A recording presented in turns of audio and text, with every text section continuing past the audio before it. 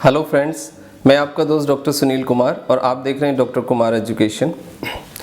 हमने digestive systems के बारे में बहुत बातें की है, डाइट के बारे में बहुत बात की, एक्सरसाइज के बारे में बात की और ट्रीटमेंट पे भी हमने कुछ बात की है।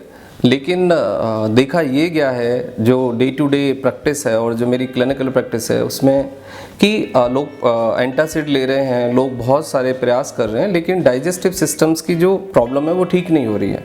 लोगों को कंटिन्यूस गैस बन रहा है, लोगों को कंटिन्यूस चेस्ट पेन हो रहा है और कंजेशन लग रहा है, एलर्जिक कफ भी कई बार देखा जाता है कंटिन्यूस एसिड रिफ्लक्स के कारण, और दूसरी भी बहुत सारी प्रॉब्लम्स हो रही हैं। तो आज हम ये समझते हैं कि डाइजेस्टिव प्रॉब्लम्स आखिर क्यों कंटिन्यूस बनी रहती हैं और डाइजेस्टिव प्रॉब्लम क्यों ठीक नहीं होती हैं, उसके पीछे कौन से ऐसे बुनियादी कुछ कारण हैं कि जो हम करेक्ट नहीं कर पा रहे हैं, डॉक्टर नहीं करेक्ट कर पा रहे हैं, और ट्रीटमेंट से और जो हमारा ऑब्जेक्टिव है ट्रीटमेंट के पीछे कि डाइजेस्टिव सिस्टम को हम रेगुलेट कर पाएँ। आखिर हम क्यों डाइजेस्टिव सिस्टम को रेगुलेट नहीं कर पा रहे हैं, क्यों डाइजेस्टिव सिस्टम नॉर्मली काम नहीं कर रहा है।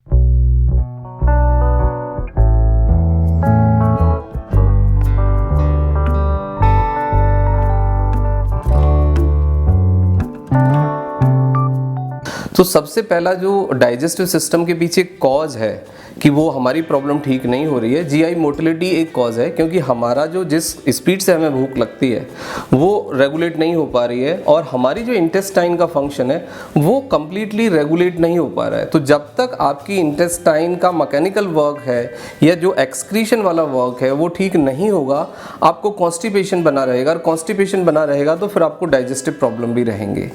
कॉज में वही है कि लाइफ स्टाइल एक सबसे बड़ा कॉज है उसके पीछे।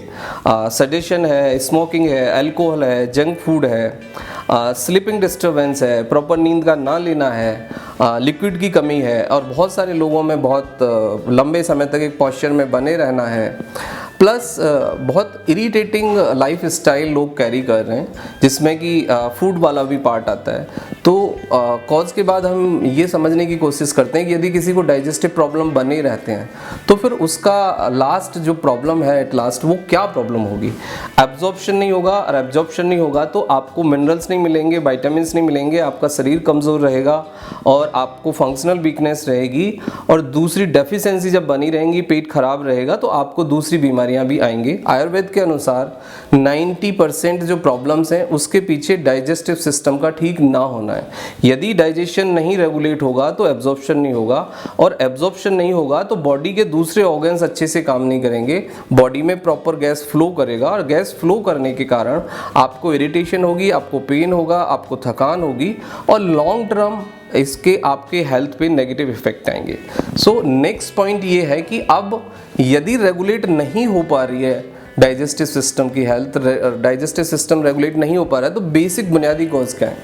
तो आयुर्वेद के अनुसार सबसे पहला जो पार्ट है वो है हमारा सलेवा। हमारा जो सलेवा है माउथ के अंदर लगभग 1 लीटर हमारी सलेवरी ग्लैंड जो है वो सलेवा क्रिएट करती है। यदि प्रॉपर सलेवा का सिक्रीशन रहे तो हमारा बॉडी का पीएच भी मेंटेन रहेगा, एसिड एल्कलाइन बैलेंस भी रहेगा, खाना डाइजेस्ट भी होगा, और प्रॉपर हमें क्लीनिंग भी कर पाएगा सलेवा। तो सलेवा के बहुत इंपॉर्टेंट डाइजेस्टिव फंक्शंस होते हैं। तो अब सलेवा को क्रिएट करने के लिए हमें खाना खाने से 2 मिनट पहले खाना खाने के बारे में सोचना होगा, फूड के बारे में सोचना होगा, यानी इसको हम फूड मेडिटेशन भी कह सकते हैं। जब हम खाना खाएंगे तो प्रॉपर चू करके खाना खाएंगे, यानी आयुर्वेद के अनुसार हमें खाने को 32 टाइम्स चू करना चाहिए, मतलब उसको चबाना चाहिए। आपको ये सोच के खाना खाना है कि आप खाने से संबंधित जो भी मैकेनिकल काम है वो सब माउथ से कराएंगे, लेकिन हम उल्टा करते हैं। 90% जो हमारा माउथ का वर्क है वो हमारा पेट ही करता है। आयुर्वेद के अनुसार 50% जो काम है वो हमें माउथ में ही कर देना चाहिए, मीन्स हमें प्रॉपर खाना चू करना चाहिए, और जब खाना मीठा लगने लगे, उसमें सलेवा मिक्स हो जाए, तब हम उसे अंदर स्वेलो करें। लेकिन हम क्या करते हैं कि 1 से 2 बार च्यू करते हैं और खाना हम सटक लेते हैं, निगल लेते हैं, उससे ये बुनियादी प्रॉब्लम्स होते हैं। उसके बाद आता है हमारा pH management. PH management simple है, सलेवा का प्रॉपर सिक्रीशन हो, खाना खाते समय पानी ना पिएं, 40 मिनट पहले या 40 मिनट बाद पानी पिएं, बीच में खाने के बीच में पानी ना पिएं, उससे आपका जो एसिड है जो डाइजेशन में हेल्प करता है वो पानी के कारण पतला हो जाता है और डाइजेशन में प्रॉब्लम क्रिएट करता है।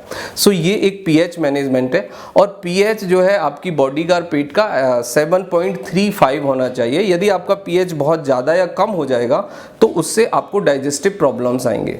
पीएच को डिस्टर्ब करने वाले जितने भी आपके तंबाकू है, स्मोकिंग है, अल्कोहल है, जंक फूड है, वो सब रेस्पॉन्सिबल हैं पीएच को ख़राब करने के लिए।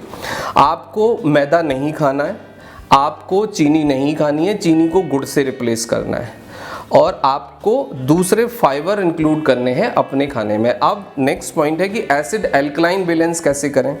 एसिड एल्कलाइन बैलेंस करने का सिंपल फंडा है, 8 से 10 ग्लास पानी पिएं, पानी सिप करके पिएं, फ्रूट्स खाएं, वेजिटेबल्स खाएं, plus junk food, preservative foods, packed food और फास्ट फूड ये अवॉइड करें। अब नेक्स्ट पॉइंट आता है कि बात पित्त कफ क्या है। आयुर्वेद के अनुसार बात पित्त कफ 3 प्रवृत्ति हमारे शरीर की होती हैं, यानी बात पित्त कफ का यदि बैलेंस अच्छा है तो हमारी बॉडी में डाइजेस्टिव प्रॉब्लम्स नहीं होंगे और दूसरी बीमारियां नहीं होंगी। यदि बात पित्त कफ बिगड़ गया तो आपको बहुत सारे प्रॉब्लम्स होंगे।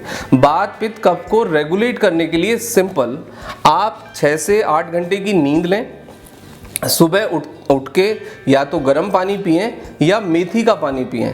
1 चम्मच मेथी रात को 1 गिलास पानी में डाल दें, सुबह खाली पेट 1 गिलास पानी पिएं पहले मेथी वाला, और उसके बाद मेथी को ग्रेजुअली चबा के खाएं। मेथी को चबा के खाने से आपकी सैलिवरी ग्लैंड्स एक्टिवेट होती है, आपके सैलिवा का सिक्रीशन रेगुलेट होता है। उसके बाद आप चीनी को गुड़ से रिप्लेस करें और वाइट फूड को आप ब्राउन फूड से रिप्लेस करें। चावल, चीनी, मैदा, रिफाइंड फूड ये सब बंद करना है, और रिफाइंड की जगह कुकिंग ऑयल में या तो ऑलिव ऑयल यूज़ करें या मस्टर्ड ऑयल, एंड द देसी घी भी एक बहुत बेटर ऑप्शन हो सकता है, बट किसी भी फॉर्म में रिफाइंड ऑयल ना खाएं। ये तीनों को बैलेंस करने के लिए बहुत हेल्पफुल है। उसके बाद डाइटरी मैनेजमेंट आता है कि डाइजेस्टिव सिस्टम को यदि ठीक करना है तो डाइटरी मैनेजमेंट क्या है। आप रफेज खाएं, मल्टीग्रेन दलिया खाएं और मल्टीग्रेन ही आटा खाएं। आटे में आपका 20% चना, 20% मटर और 60% गेहूं आना चाहिए, और आप 24 घंटे में एक बार मल्टीग्रेन दलिया खाएं, पोहा खाएं, बेसन का चीला खाएं, ओट्स खाएं। ये सब अच्छे फाइबर आपको देंगे, इनसे आपको बहुत ज़्यादा कैलोरी नहीं मिलेगी, अच्छा फाइबर मिलेगा, अच्छा डाइजेशन होगा, आपका स्टूल बल्की बनेगा, आपको एसिडिटी गैस नहीं फॉर्म्ड होगी। सो ये डाइटरी मैनेजमेंट आपका रहेगा। फ्रूट्स में आप नाशपाती खाएं, सेब खाएं, अमरूद खाएं, that is also helpful in A digestion. Life style modification में आप एक्सरसाइज करें, वॉकिंग करें और एरोबिक्स करें। एंड इफ़ यू फील इसके बावजूद भी आपको कोई तकलीफ है तो आप अपने फूड में प्रोबायोटिक ऐड कर सकते हैं, कर्ड, और उसके बाद यदि प्रॉब्लम बनी रहती है तो फिर आपको डॉक्टर के कंसल्टेशन की ज़रूरत होगी। Consult with a doctor. I hope ये सब चीज़ें करेक्ट करने से आपका डाइजेस्टिव सिस्टम नेचुरली रेगुलेट हो जाएगा, आपको अच्छी भूख लगेगी, खाना अच्छे से एब्जॉर्ब होगा, आपके बॉडी को न्यूट्रिशन मिलेंगे और आपको हेल्थ संबंधित प्रॉब्लम ग्रेजुअली डिक्लाइन करेंगी। Thank you very much and take care yourself.